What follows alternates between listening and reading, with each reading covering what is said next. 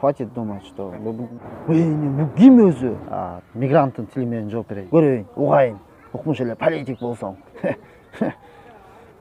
Чучуңгыз коюң бия. Көп эле адам келмек эмес, ойчой деп. Сыжак кезген сенсиңби? Бирашке. Айттым, болду, айттым, уктуп. Тамакты өсүп кетти мен. Ошондой, братан. Базар жок. Ой, Нурбай. Ушул адамга ишенсе болобу я? Адың өлө мощный братан келсе мындай. Баштадык анда.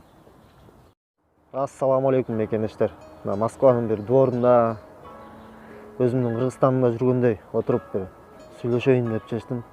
Өткөндө бир видео чыгаргам. Ассаламу алейкум жердештер. Силер менен көпчүлүк окшогон эле мигрант Адилет Осмонакунов. адам кызык. Алдайым ажап. Көрүлектер болсо астына описаниясына ссылкасын калтырам. Короче, ал видеодо менин жүрөгүмө ишенген партиям бар. Силердики барбы ошондой партияңар деп. Бүгүн мен Мекен ынтымагы партиясын жана Темирбек Асанбековду эмне үчүн колдойм? Ошол жөнүндө сүйлөшмөкчүбүз.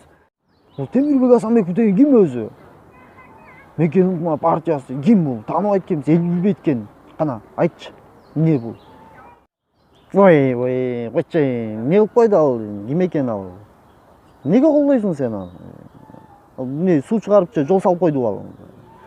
Же садик салып койду? Жаңы эле келе калып эле өзүнүн шайлоодо эле пайда боло калат. Койчу, макул. Айта берчи, мага бар.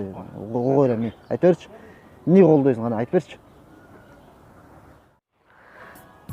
Туура. Эчтеке кыла элек. Эми биздин түшүнүгүбүз боюнча садик сала элек, мектеп сала элек, больница сала элек. Укмуш бир ишканаларды ачып, жумуш орунларын камсыз кыла элек, суу чыгара элек, жол оңдой элек дегендей. Бирок бул адамдын партиясын, анан бул адамды жакшы тааныш үчүн биз биринчи 2010 жылдан берки шайлоого барып, кандай десем, тарыхка барып келишибиз керек да. Тарыхка барганда кандай эми 2010 жыл шайлоо болду, баарыбыз эле билебиз.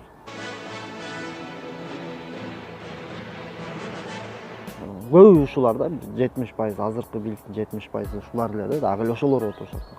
Ошолорду биз шайладык, аябай убадаларды берди, тияк кылды, бияк кылды, анда деген биякта 160 миңби ушундай, ага да жетпеген киши 100 миңби ушундай киши эле бар болчу экен да, мигрантчы.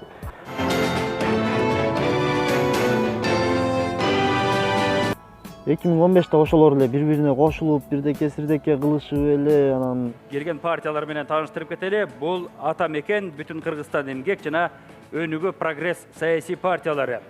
Кайрылып ошолор чыга келди. Дагы ошолордун обещаниясын эметип, мындай угуп. Красиво говорить, обещать и не выполнять. Главный конек, пожалуй, всех политиков, но депутатов в особенности. Иногда своими действиями обитатели парламента лишь сгущают краски.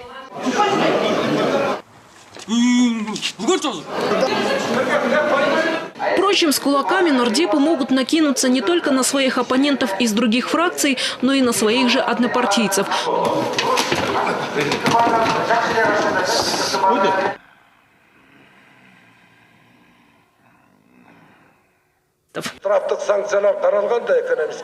Мало того, что депутаты воюют между собой, так они еще и замахиваются на представителей СМИ.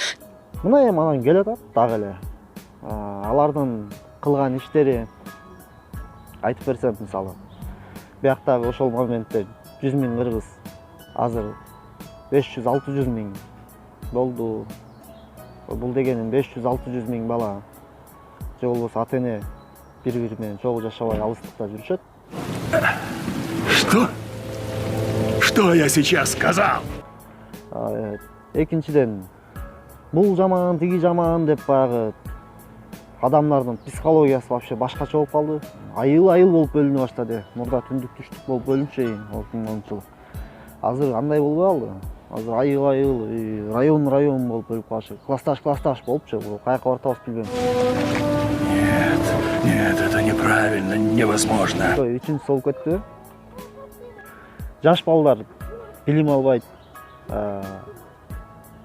Кыскасы өзүңөр айта берсе проблема көп да. Мисалы силер суроо берсеңер мага. Бирашке.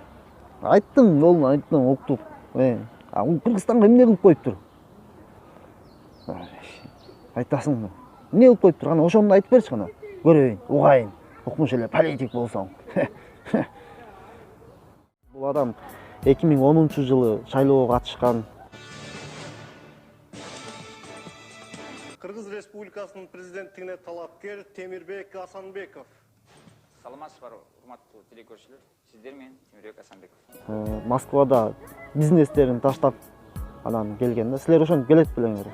Көп эле адам келмек эмес, ойчой деп анан миллиондогон ошончо мигранттардын арасынан биринчи келген саясатчы болду.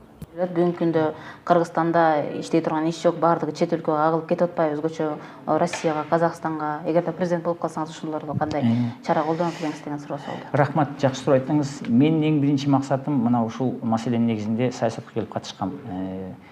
Кыргыздар айтып коет, босогодон чыкканда мусапыр деп, өзүм ошо мусапырчылыктан баштап чет өлкөгө кетип, кийин бутума туруп, мамлекеттин келечеги жоголорун көрүп туруп саясатка аралаштым. Аларды алып келиштин бир гана жолу бар. Бул мигранттар кайдан чыкты?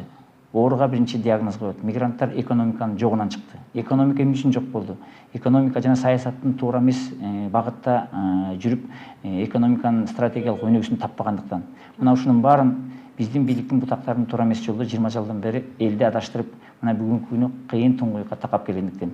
Мен ойлоп атам, ушу коомдун башын бириктирип, кайра саясаттын башка жолуна түшүп реформа кылбасак, эч качан биздин жарандарды алып келе албайбыз. Күндөн күнгө жумуш издеп, оокат издеп, Кыргызстандын келечегине бычакта калып калышы мүмкүн. Анан бизнес өзүнүн казынасы менен байыган, өзүнүн эмгеги менен Москвага кетип, эч кандай бияктагы биздин бийликтен бирдеке жеп байыган эмес да. Өзүңөр деле билесиңер, Кыргызстанда бизнес ачыш кандай оор. Анан келди шайлоого, баягы рекламага тияк бияктарга акча кетти, шайлашты баары. Анан 50 000 добуш алдым деп айтып жүрөт дайым эле. Сиз ошол Мекен Ынтымагы партиясы 2010-жылкы шайлоодо катышып, бир 45 000-дин тегерегинде гана добуш алгансыз. Кийин 11-жылы президенттикке талапкер болуп, анда деле бир жарытылуу добуш алган жоксуз. Жакшы суроо айттыңыз. Көпчүлүгү ушундай туура эмес тез көрүнүштөрдүн жыйынтыгы менен талкуу жүргүзүшөт. Биз эч качан жеңилген жокпуз. Мен өзүм жөнөкөй карапайым элдин арасынан чыккан биринчи жолу саясий эрк көрсөтүү жолун тандаган адамдардын бири болчумун.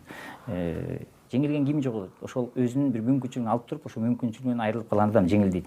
Биз сырттан келгенде эле ушу жаңыдан саясатка аттанып атып, 50 000 адамдын добушун алып, ошонун ишенимине жетип, биз үчүн бул чоң жеңиш болду.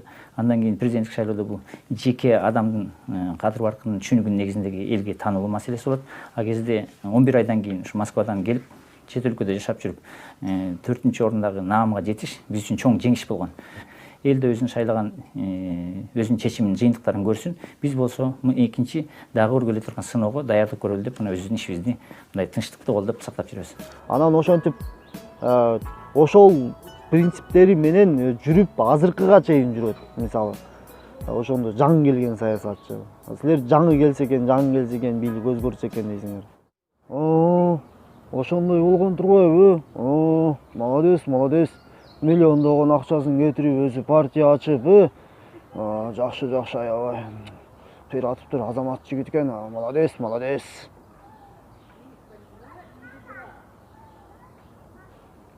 Ой, нең Нурбай.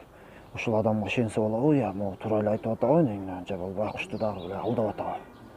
Удаганан келип, бийликке келип, эме кылып алсачы, башкалардай болуп жеп алсачы акчанын баарын. Балдарыбызды ушинтип тентип калсачы. Кыргызстан албай койду го. Биз ушундайбыз го. Биз ушундай кылып калдык. Биз албай калдык окшойт биз.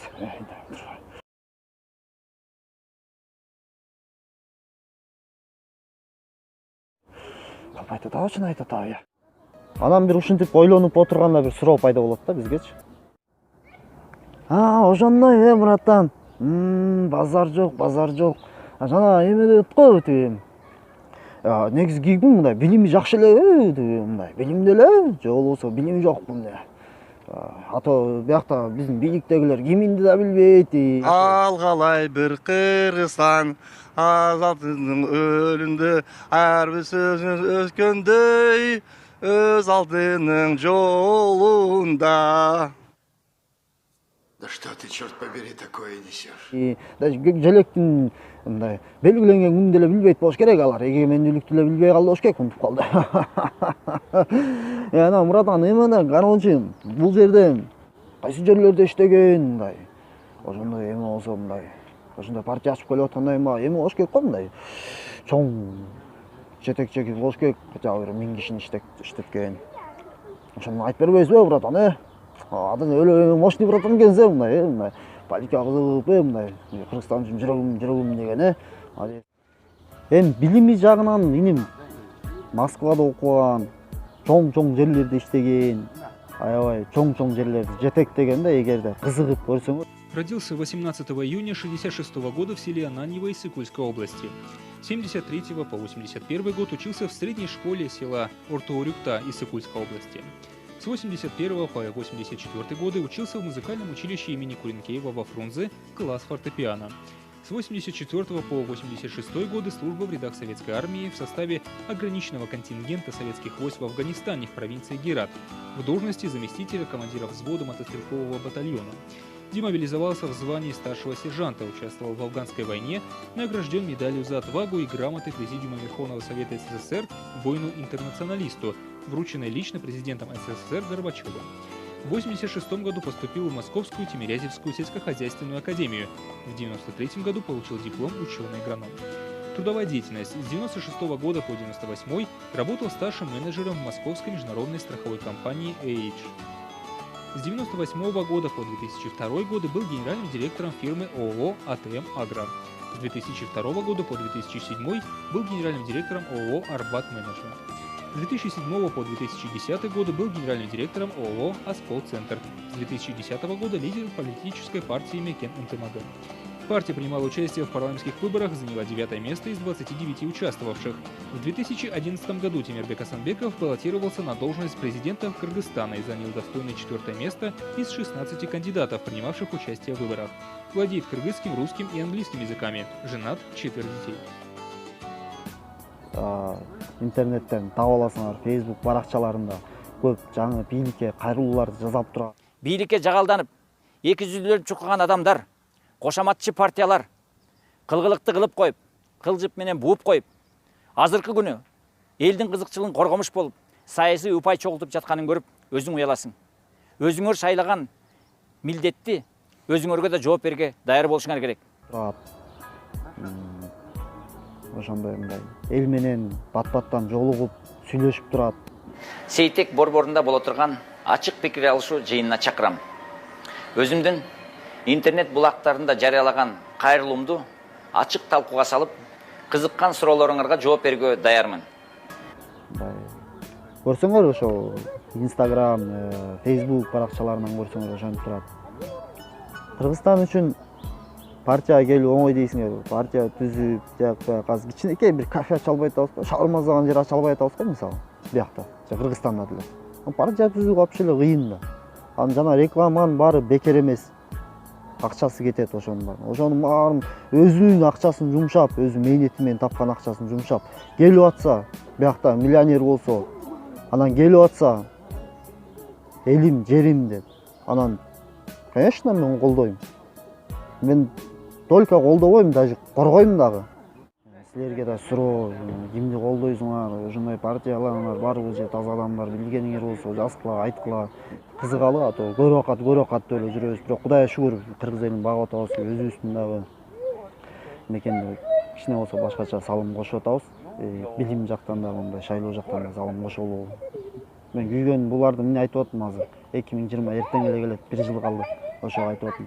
Карап отурсам эч ким эч кандай тыянак чыкпайт. Биз системаны алмаштырышыбыз керек. Ошо мен силер менен ушу темада сүйлөшөйүн дедим. Эгерде эч кимге ишенбесек, анда өзүбүз партия түзөлү, анда колубуздан келсе. Анан баралы, анан кыргыз элине кызмат кылалы. Же болбосо ошондой мүмкүнчүлүк бизге түзүп берип аткан адамды колдойлу. Кыскасы, мекендештер, айта берсе тема түгөнбөйт. Бүгүн аябай көп узак видео болуп кетти, окшойт. Ошо силер менен Адилет Осмонакунов болду. Кийинки көрүшкөнчө сак саламатта калыңыздар.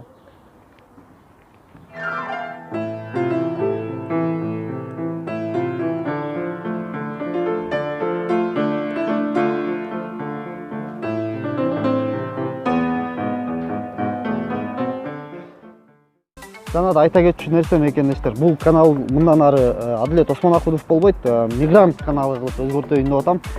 Сиздер менен мигрант каналы болду.